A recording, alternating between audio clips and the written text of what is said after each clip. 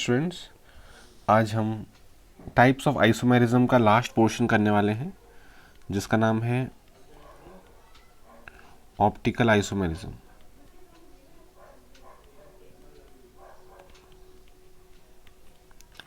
ये अभी तक का बिल्कुल ही अलग पोर्शन है। सपोज मेरे पास एक कॉम्प्लेक्स है कोबाल्ट, इसके साथ जुड़ा हुआ है En और इसका जो चार्ज है वो है +3। तो यहाँ पे मैं लिखता हूँ दिस कंपाउंड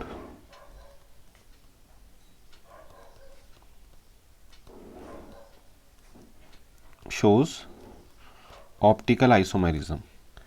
अब आप ऑप्टिकल आइसोमेरिज्म क्या होता है पहले उसको समझते हैं। उसको समझने के लिए पहले हमें ये पता होना चाहिए कि ऑप्टिकल आइसोमर्स किसको कहते हैं। अब हम जनरली इसका डिटेल में पढ़ेंगे चैप्टर नंबर 8 में। चैप्टर 8 में हम डिटेल में पढ़ेंगे ऑप्टिकल आइसोमर्स क्या होते हैं। ऑप्टिकल शब्द जनरली आता है लेंस वगैरह, सुना होगा आपने, ऑप्टिकल लेंस ये सब है ना। तो यानी कि ये फिजिक्स से भी रिलेट करता है। फिजिक्स में आपके पास एक पूरा बहुत बड़ा चैप्टर है 14-15 मार्क्स का, ऑप्टिक्स।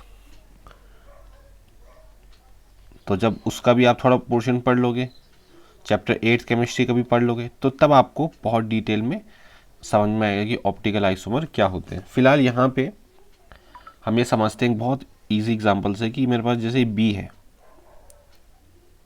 तो यहाँ पे मैंने एक मिरर रखा। अब मिरर जब रखेंगे तो यहाँ पे इसकी इमेज बनेगी, तो इसकी इमेज कैसे बनेगी ये। अब ये जो बी है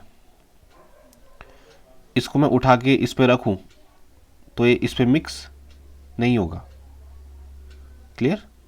ये इस पे मिक्स नहीं होगा। अभी देखो क्या मिक्स मतलब, ये ए है, इसकी इमेज ए बनेगी, तो ये जो ए है ये इस पे मिक्स हो जाएगा,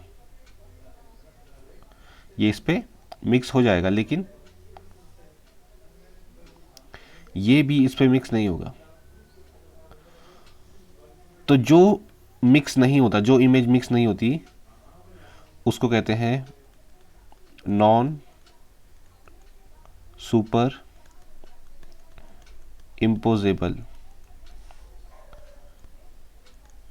मिरर इमेज। और जो इम्पोज हो जाती है उसको कहते हैं सुपर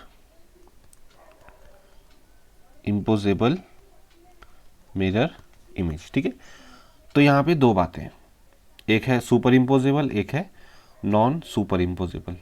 अब ऑप्टिकल आइसोमर कौन हुए? ऑप्टिकल आइसोमर ये नहीं होते, ये ऑप्टिकल आइसोमर नहीं होते, मतलब ऑप्टिकल आइसोमर सुपर इम्पोजेबल नहीं होते। ऑप्टिकल आइसोमर होते हैं नॉन सुपर इम्पोजेबल, यानी कि जो सुपर इम्पोज नहीं होते। अब क्या है इसका मतलब? तो पहले तो हमने ये समझ लिया what are optical isomer. Optical isomer are mirror images, they are mirror images that cannot be superimposed on one another। तो ये इसकी डेफिनेशन हो गई। Optical isomers are mirror images that can not be superimposed, और इन दोनों को हम कलेक्टिवली एनेंशियोमर्स कहते हैं। क्या कहेंगे?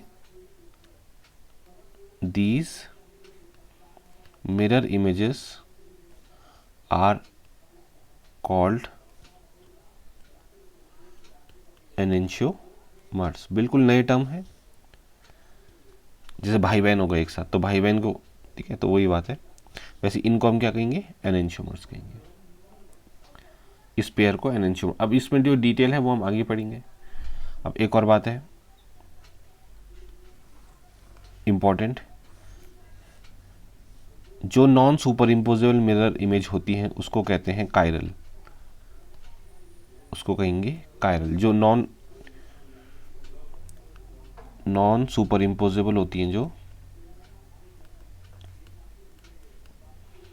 Non super imposable mirror image क्या कहते हैं? उसको कहते हैं कायरल। और जो सुपर इम्पोजेबल होती हैं, सुपर इम्पोजेबल मिरर इमेज को कहते हैं, क्या कहते हैं, अकायरल। ठीक है। अब जो कायरल होता है वो दो प्रकार के होते हैं। There are two types of chiral, there are two types of chiral, मतलब कायरल के दो फॉर्म्स होते हैं। There are two forms of chiral. एक होता है डेक्स्ट्रो, एक होता है डेक्स्ट्रो और दूसरा होता है लीवो। आप इस वाले वीडियो को जब 5 से 6 बार देखोगे तब आपको समझ में आएगा क्या हम कहना चाह रहे हैं।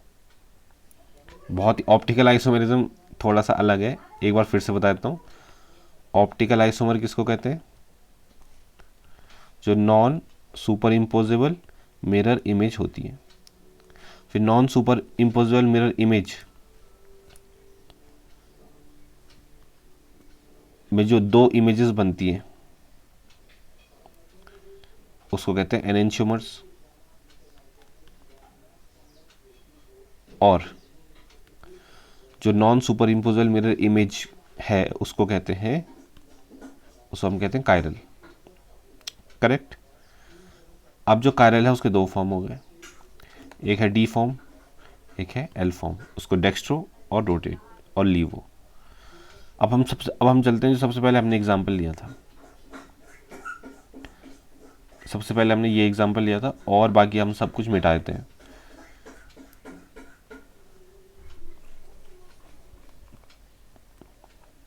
अब आप देखिए,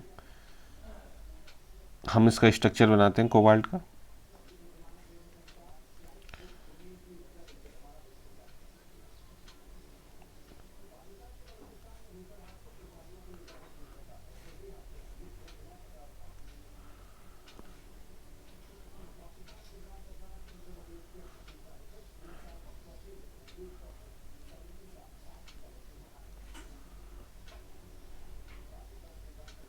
और यहाँ पे रख देंगे हम मिरर, ये मिरर रख दिया।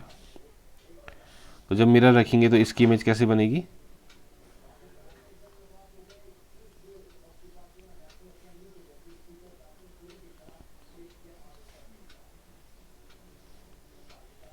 इसकी इमेज ऐसी बनेगी। तो आप देख सकते हो ये जो है हमारे पास,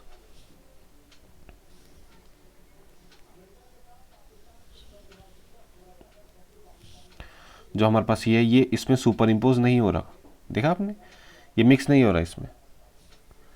अब ये मिक्स नहीं हो रहा तो क्या कहेंगे इसको हम कहेंगे non super imposable mirror image.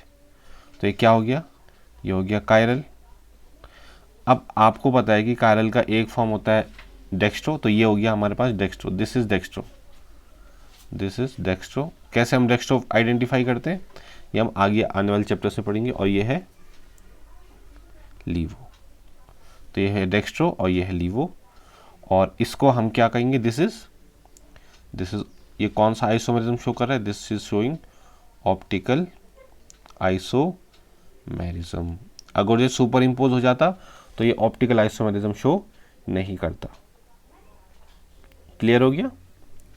तो बहुत ही सिंपल है। अभी जैसे एक एग्जांपल है बुक में दिया हुआ,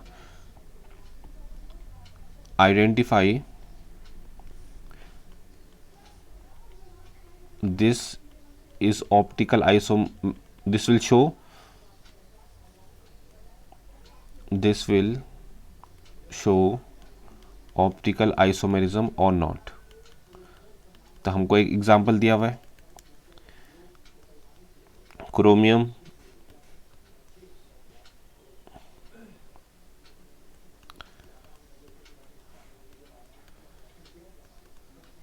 तो आपको बताना है कि ऑप्टिकल आइसोमेरिज्म शो करेगा कि नहीं करेगा। देखने से हमको पता लग रहा है।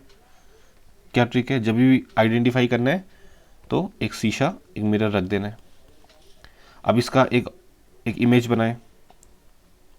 तो ये जो है ये इस तरफ चल जाएगा, ये जो है वो इस तरफ आ जाएगा,